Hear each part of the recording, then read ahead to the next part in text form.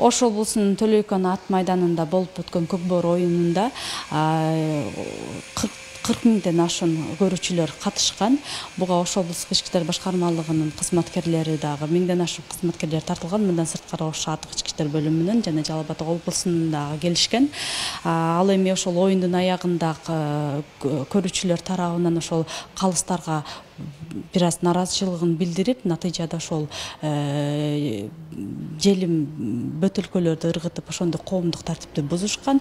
Бул боюнча ыкчам тергөө тобу түзүлүп, териштирүү иштери ошол заматта башталган. Ал эми ошол окуяга байланыштуу ооруканага кайрылган 7 жаран кайрылган, анын ичинен 1 кызматкер бар.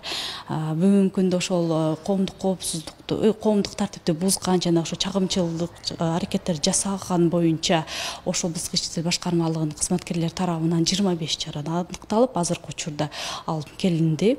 Тергөөгө чейинки иштери жүрүп жатат.